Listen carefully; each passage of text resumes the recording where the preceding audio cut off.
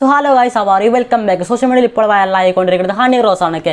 ഹണി റോസ് വൈറലാകാൻ പ്രധാനപ്പെട്ട കാരണം എന്താണെന്ന് വെച്ചാൽ ഹണി റോസ് ആണ് 2022 ഏറ്റവും കൂടുതൽ ഉദ്ഘാടനം ചെയ്ത വ്യക്തിനെ പറയപ്പെടുന്നത്. ഒരുപാട് പേരത്തെ വിമർശനങ്ങളായിട്ട് രംഗത്ത് വരുന്നുണ്ട്. കാരണം ഡോക്ടർ റോബി രാധാകൃഷ്ണൻ ചേട്ടനെ 2022 ഏറ്റവും കൂടുതൽ ഉദ്ഘാടനം ചെയ്ത വ്യക്തിനൊക്കെ ഒരുപാട് പേര് പറയുന്നുണ്ടൊക്കെ. അതിൻ്റെ കാര്യത്തിലോട്ട് നമുക്ക് കടക്കാം. അതിന് നമുക്ക് ഹണി റോസിൻ്റെ ഒരു വീഡിയോ കണ്ടിട്ട് വരാം. എന്താ ഇത്? യമുനാറാണ് അല്പം ശുദ്ധമായിട്ടേ.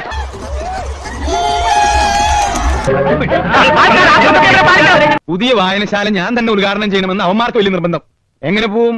ഇവിടെയാണെങ്കിൽ നിന്ന് തിരിയാൻ തന്നെ സമയമില്ല.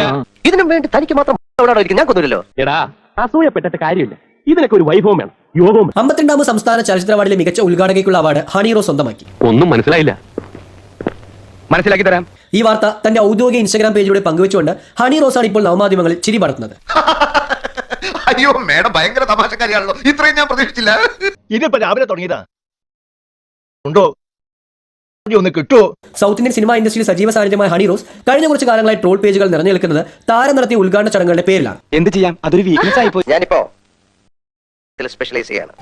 നീ കുറെ നേടുന്നുണ്ടല്ലോ. ഈശ്വരാധീനം. എന്താണ് ഒരു സൈഡ് വലിവ്? നീ പിടിച്ച് തള്ളല്ലേ? ഇതിനോടകം വിവിധ ട്രോൾ ഗ്രൂപ്പുകളിലായി ഹണി റോസിന്റെ ഉദ്ഘാടനത്തോടുള്ള കമ്പത്തെ ചൊല്ലി നിരവധി ട്രോളുകളും പ്രത്യക്ഷമായിരുന്നു. ഈ അണികളുടെ ഒരു കാര്യം ഞങ്ങള് ബാലറ്റിനെ പുകഴ്ത്താത്ത ഒറ്റ ദിവസം പോലും ഇല്ല അല്ലടാ.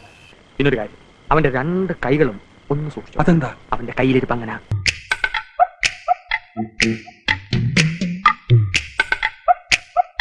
ഈ തിരക്കിന്റെ ഇടയിൽ എന്റെ കാര്യം കൂടി ഒന്ന് ശ്രദ്ധിച്ചാൽ.